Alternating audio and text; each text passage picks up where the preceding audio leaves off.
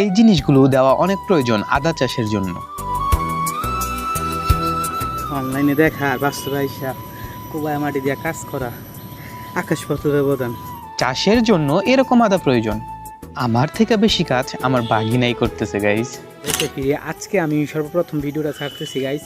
আজকে আসলে আমি একটা আদা চাষ করবো, সো দেখা যাক আসলে কী করা যায়।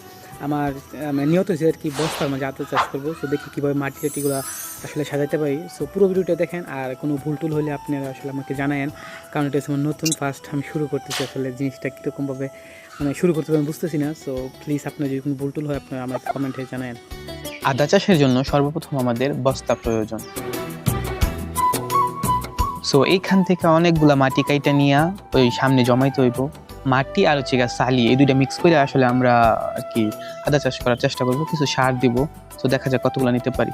দেখেন আমার বাগিনা আমার থেকে বেশি মাটি কাটতেছে, ও পাকনা এত বেশি, আর মাথায় করে মাটিগুলা নিয়ে যাইতেছে, ওই দিকে নিয়ে যাইবো আর কি, নিয়ে রাখবো। সিরিয়াসলি গাইস, আসলে মোবাইলে বসে থেকে ভিডিও দেখা আর বাস্তবে করা অনেক পার্থক্য। আসলে প্রচুর কষ্টের কাম এগুলো। আমার বাগিনের নাম তালিব, আর ও আমার থেকে অনেক বেশি ভালো কাজ পারে। সো ওর কাছ থেকে গাইস আমি শিখতেছি, লজ্জার কথা। গাইস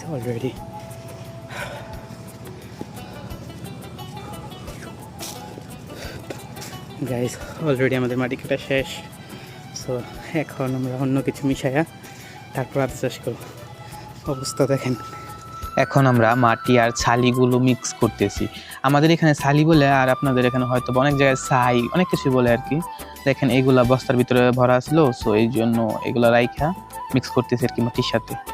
সো দেখেন এটা ভালোভাবে মিক্স করতে হবে, অনেক ভালোভাবে। মাটিগুলো যাতে একদম গুঁড়ো গুঁড়ো হয়ে যায়, তাহলে মনে করেন যে দেখেন এই যে এরকম, তাহলে আর কি সুন্দর করে হইব। আমি যতটুকু জানি, আর আমার ভুলও হইতে পারে, সো আপনারা জানাইবেন আমার জিনিসগুলো করা ঠিক আছে কিনা।